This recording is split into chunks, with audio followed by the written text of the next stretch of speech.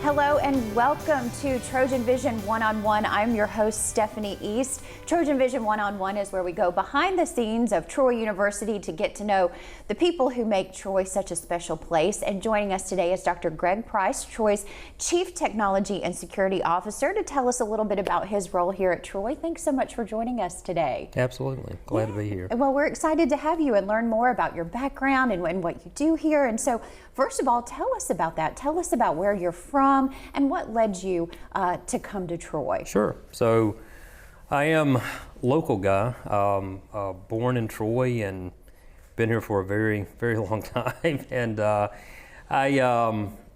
came to Troy as a student in the late 80s, early 90s. And I left for a while. My wife will say that I never left, but I did leave for a while. I've worked in some other places, but I've been an employee at Troy for 29 years now, so it's been exciting. So you got your undergraduate degree here at Troy. Tell us what you majored in. So I majored in computer science and English. So it was a kind of an interesting combination of degrees. But I had originally started out to be a medical school student. Oh, wow. Mm-hmm. And remarkably, I did go to medical school briefly, and I determined quickly that repairing machines may be more in my line than working on people. So, yeah, the computer science and English were my degrees here at Troy. And that is one good thing about college, is sometimes you learn what you're not supposed to do just as much as what you are supposed to do. So were you always interested in computers and technology? Tell us a little bit about that. So it was, I think I was probably born at just the perfect moment. I was born in the early 70s, and the computer technology had just sort of begun to become more portable and more front and center by the time I was in maybe middle school. And we began to get at the school, began to receive the Apple computers and those sorts of things. So we had a handful of them scattered through the school that I attended. And yeah, I just kind of gravitated towards it. And several of the guys that I was friends with at the time, we became the unofficial IT team at the junior high school, and it just sort of stuck. And we would work on the devices. The faculty would always call us in to help do some repair work and those sorts of things. And it became more than a hobby. Obviously it's what I do for a living now. But when all three of us turned 16, we started a business. Oh, wow. And we had the first computer store in Troy at 16 years old. We had to get our parents to co-sign some of the leases and things like that. So. And where was it? It was downtown Troy. It's near, just off the square. It was beside Cinco Drugs at the time. It's where Blue Key Realty is now. So we started out with just a storefront. And in those days, there really were not any of the dominant computer companies like there are now. There was a lot of local companies building machines from scratch and making the equipment there in the shop. So that's what we did. We were 16 and we were actually selling computers to the schools that we were attending, the local here in the city of Troy, and we had contracts with the university. So it was interesting. I think the largest contract we had was with the Arsenal in Huntsville. And we had turned 17, and it was a bit of an interesting experience because it was a public bid project, and we bid on the project, and when we showed up, we did not instill a lot of confidence when they saw how young we were. But it was, so I mean, it's just, it's always been part of what I've done. I mean, I enjoy it. It's really fun most days. So when you got done with your degree here at Troy, what was the next step after that? So the next step, I had a job with IBM, and I worked with IBM for almost 4 years, and I enjoyed working with IBM. It was, I think, an experience that helped me appreciate kind of the global perspective that Troy embodies with its student body and outreach programs. But it quickly helped me appreciate an emerging technology at the time, which was the internet. And most people were only using computers in a local, kind of a regional perspective. But when I was at IBM, the internet became a huge deal. So I was there witnessing that and in the midst of deploying some very large systems. So it was an interesting opportunity, and it's actually how I made my way back to Troy. Troy contracted with IBM to do a large install for its first email system and first web server. And I was here working in the building installing the servers, and there were some job opportunities with the local IT department, and I applied and haven't left since. So it's and came back here to Troy. Absolutely. You know, it is funny that you mentioned that about the emerging media of the internet. I remember I tell my students when I was in high school, my senior year of high school, our teacher assigned us a paper and we had to have one internet reference, and we all complained because it was too hard. It was so much easier to get book references, you know, and and now of course that's completely different. So Absolutely. So well, tell us a little bit about, you know, being here as an undergrad student in computer science. Now seeing where we are today, I mean, what is that like? Just and it's such a short time frame. Yeah, it's been a wild experience. When I was in school at Troy as an undergraduate, of course, it was Troy State, and there was a mainframe computer that was in the basement of what's now Lewis Hall, but it was Bibb Graves Hall at the time, and there were a few computers on the ground floor of the building. But the majority of the technology was located in Smith Hall, and that's where the computer science program was. And the library had a few terminals connected to the Alabama Supercomputer Authority. And if you were a very forward-leaning student, you could request an email address with the state of Alabama through the Supercomputer Authority, but you had to go to the library, use a little terminal, log in and check it. It was more of a hassle than it was a convenience. So, you know, what really attracted me to the computer science program at Troy were the faculty. There were some, and there still are, but when I was a student here in the late 80s, early 90s, there were a lot of retired NASA engineers teaching the computer science program at Troy. And I really enjoyed faculty whose classes seemed as though you were in the midst of a learning experience that had a lot of anecdotal components to it. And having faculty members that had worked on the Apollo project and the moon landing projects, and they had written the software and helped develop the hardware. It was just an incredible experience to be in the room with those people, and then, you know, they would use those experiences with our coursework. So it just added an interesting element to it, and I think that those of us who went through that program had a remarkably different experience, because it was essentially an engineering program more than a regular computer science program, and that's what I really enjoyed, was the design component of what we were doing, and it worked really well. I mean, with their long hours in those labs and having to print everything out on the wide green and white bar paper and those sorts of things, but you know, over the years, I mean, when I came here with IBM, there was no local email system, there was no local web server, so we installed the first email system at the university, the first web presence for the university. There was one small connection to the internet, and over the next 3 years, we really thought that we had done something fabulous when we installed dial-up modems in the majority of the faculty's offices so that they could dial in and connect to the internet and retrieve email and do some basic web browsing. But it was so costly, we had to limit the number of times that they could dial in. So it's just remarkable to think back on, you know, sort of the beginnings of that, and how rapidly it's changed, and how just open the environment is, because it was so expensive and so restrictive early on, and now it's just wide open. Well, as a matter of fact, because I was a Troy student as well. One of the very first stories that I did when I was a student here at TrojanVision was the renovation of one of the dorms on campus, and it was going to be the very first dorm on campus where every room would have access to the internet. And it was such a huge deal, and I think back and think, oh my gosh, I'm old. And the dormitories have changed a lot too, because they had dial-up internet for a while, and we had lots of competitors on campus that wanted that student business, and AOL was one of them. I mean, you used to have those CDs that would show up in the mail and all, but once we began to install the wired network connections in the dormitories, Troy was one of the first schools in the state to do that. So it was really a big deal. But of course now everything's wireless, and it's there's a lot of differences, but there's still some of the infrastructures are still remarkably similar though. Well, and of course one of your main components of your job is cybersecurity, Yes. something that everybody has to think about these days.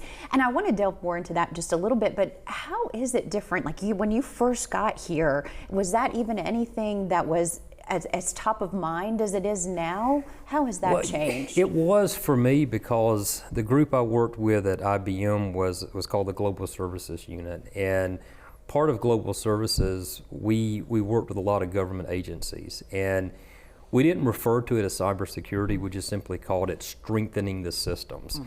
And there had been a novel that came out in the mid-'80s called The Cuckoo's Egg. And I read that novel when I was maybe a senior in high school, and it's a true story about Lawrence Livermore facility at Berkeley. And the entire novel is about the early notion of computer cybersecurity. And Berkeley was experiencing an odd issue with their mainframe systems, and a very persistent nuclear scientist and a nuclear engineer and a handful of other people were trying to determine what was happening. And it was, to me, it was a fascinating story, because at the end of it, they discovered that there was a foreign country logging into the systems through a telephone line. And so early on, even when I was in high school, I was fascinated by those types of things. And with Global Services at IBM, we tried to strengthen or lock down the system to keep the would-be bad actors out of the environment. So when I got to Troy, we tried to build a foundational component of security, because one of the key things for me from an IT perspective is we want the systems to work almost as a utility. It's best if we're not seen. If the stuff simply works properly, we're doing a great job if nobody knows who we are. So cybersecurity to me is very similar to that. If we keep the bad actions and the would-be bad actors out of the systems, we don't have to bother people with the scary stories and things like that. But so I mean, early on, we did I think a phenomenal job early on of making our systems very aware, and the users more specifically aware of the potential of bad things. In higher education, what are some of the issues that you see that universities face when it comes to IT and cybersecurity? So when you take a look at the threat landscape and the people that want to do harm, they typically fall into a handful of different classifications. And for universities, the would-be bad actors that pose a potential risk to us are those that want to steal personal information. There's not a lot to gain from those that want to deface websites and do those types of things with the university, because that's just really not very productive in our environment. But we sit on an enormous amount of personally identifiable information, demographical information, and those sorts of things. So all of the records at Troy are obviously digital, but there's also an effort to go back into the past. I think we have most of the student enrollment records digitized to the 1950s now. So, at a minimum, we have 70 years of digital information that includes all sorts of biographical information. So what we're primarily concerned with is the theft of that demographic and biographical information. So I mean, you could really consider it a personal privacy advocacy component for us, is the foundation of our cybersecurity program. So it's primarily the data. There are research data as well at Troy that we work hard to protect, but by and large, the thing that we are primarily concerned about is the personal data that we store. And when it comes to students, because of course our students have grown up, you and I grew up before this was a big thing, when we were still going, doing our research in books, rather Yes. like the Dewey Decimal System and all of that. But our students these days don't know anything different except for technology. So how do you help educate them? Because they may not, I guess, think about it as much as we do, since this is something they're so used to. That's probably our biggest challenge, is younger users of the technology. Their consumption of technology is remarkably different from ours. I mean, we grew up as the technology was emerging. It was a challenge to use it. You really had to get sort of, you had to go to training or read things on how to use the technologies. Now, the consumer side of the equation, the companies that manufacture or produce the technology and the software, they have made it very easy. The barrier to entry is almost non-existent. So their manuals exist for an iPhone or a Google Pixel phone. I doubt anyone reads those any longer. It's just the products are designed from an intuitive perspective where people just know how to use them. It's very simple to navigate and work the devices. The same thing with the software. People rarely read manuals on how to use software. They just sort of pick it up and roll with it. The danger with that is a lack of appreciation of how complex those devices and the software are and what is happening in the background.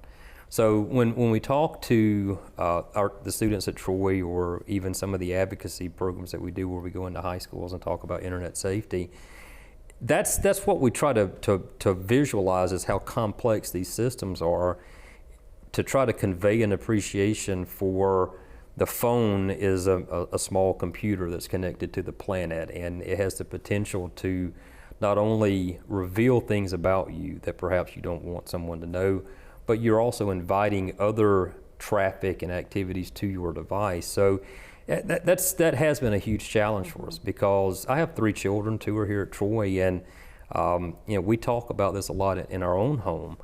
But I encounter many of our students who have never thought about the power of the devices and how relatively simple they appear to them. But we try to offer some notions to make them appreciate the complexity of the devices. Well, and you mentioned going into high schools, and you are a big into the Alabama Cyber Kids Awareness Program. Tell us a little bit about that and why that is such an important thing for our younger generations. So it's a huge program. We founded that here at Troy. It was a grant-funded program by the Department of Justice out of Washington.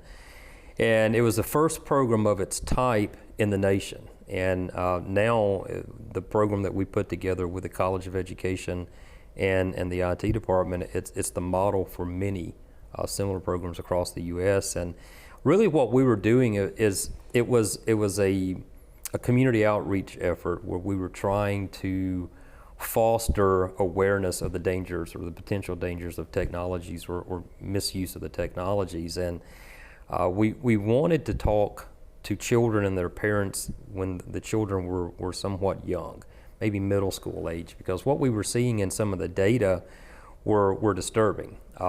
Children, when they're in middle school, they begin to become more curious. Lots of things are changing, and they're exposed to a lot more. And the internet is essentially an unregulated environment. So the opportunity for young, impressionable people to be exposed to any sort of content that you could potentially contemplate exists. And we have been doing work for a number of years for a lot of law enforcement agencies where we would process digital evidence. There were not a lot of labs in the United States at the time that could process a cell phone or a computer for a criminal case, and we have been doing that for several years. And really the effort for that outreach program happened because of those court cases that we worked on. It was disturbing. I mean, I would go in, and some of the other folks that were in the lab, and we would testify about some of the most horrific things that you could possibly imagine, where children and inappropriate use of technologies collided, and the results were never positive. So what we were wanting to do, and what we endeavored to do, was to illustrate to people that these things can be dangerous, and they need to be properly monitored and guardrails in place and those sorts of things. And yeah, it kind of made me reflect on that just a moment. When we first started those internet safety programs, the single piece of advice that I was giving, and this kind of dates, we did this for 14 years, the first thing that we would mention to people was put the family PC in a common area so that you can kind of monitor or see what's happening by walking by your child. Now, of course, we got them in our pockets, and they're extraordinarily mobile, and kids have them, and they're using them constantly. So we had to, even with those programs, change and update our content. But yeah, early on, it was part of an investigative unit that we were fortunate to be a part of, and we saw horrific things. I mean, horrible things. And yeah, we hope that the outreach programs were successful. Well, you talk about some of the dangers. Some of the things that we see lately is, of course, AI is coming in. And how do you see that affecting cybersecurity and technology in the future? So it's another tool. AI has been around in some notion for almost 50 years. In the late 90s, it began to emerge as a more common and prevalent technology, though it took a lot of resources to make it function properly. But really the technology that facilitated enormous growth of AI is the cell phone, the smartphone. And the consumer's desire and the manufacturer's desire to make those phones far more user-friendly. So when the personal digital assistants arrive with the smartphones like Siri and those sorts of things, that's when we begin to get a kind of a small taste in our normal lives of AI. And those interactive or conversational AIs I think are going to be, they're going to expand into all aspects of our lives. It's less expensive now to model and create those tools, so they're going to be incredibly pervasive. And the issue with that technology is similar to what we experience with all technologies. If it's not used properly, if there's not adequate guardrails in place, it will be used incorrectly. And we see that now from a cybersecurity perspective, even at the university. Phishing attacks, those used to be just an annoyance, and our training was very simple. We would tell people to look for the hallmarks of a phishing message, grammatical errors, or very strange subjects and things that just were clearly or obviously incorrect. But now with AI, I mean, these things they're very difficult to distinguish. So from a cybersecurity perspective, it's certainly going to make it more challenging for us. Well, one thing that you do, you've talking about education, and you've authored a lot of books, but your latest one, Anti-Fragile Cybersecurity, Building Resilience in the Digital Age, is your recent book. Tell us a little bit about it. So there's this notion about anti-fragility, and what breaks you can be used to make you stronger. And I use that research in the book to talk about how common cybersecurity events can be used as learning lessons to assist organizations with strengthening and improving their cybersecurity posture. So that's the main thesis of the book, is the idea that we don't need to miss out on the learning opportunities when systems are invaded or when something bad happens. We need to study those things for common characteristics and share those data in a proper format so that the others can learn and hopefully not have those same poor experiences. And the book is essentially built around 30 years of those experiences, and I have some guides that I've created for different industry things that I've worked on as a consultant over those years. And so it's essentially a based on experience and some research into this notion of being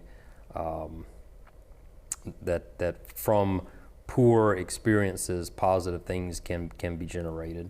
Well, speaking of positive things, thinking of yourself as a computer science student here at Troy, and now you have won numerous awards for your work in cybersecurity.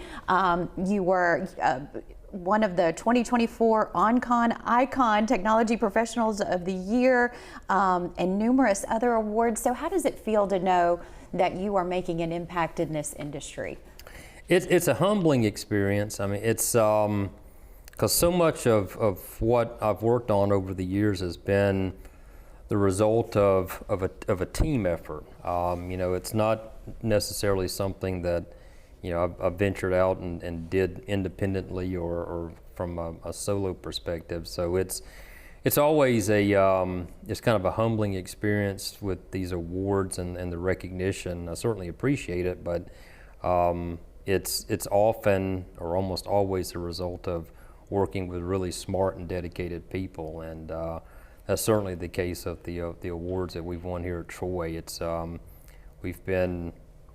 we've had a very solid staff at the university, and so their dedication and hard work has certainly been a cornerstone of those activities. Well, tell us what you are working on for the future of Troy University's technology and cybersecurity. What path are we on? So what we're looking at now is, from an AI perspective in particular, we've used AI to assist us in cybersecurity with data analysis for a better part of a decade. AI is incredibly assistive with analyzing large sets of data.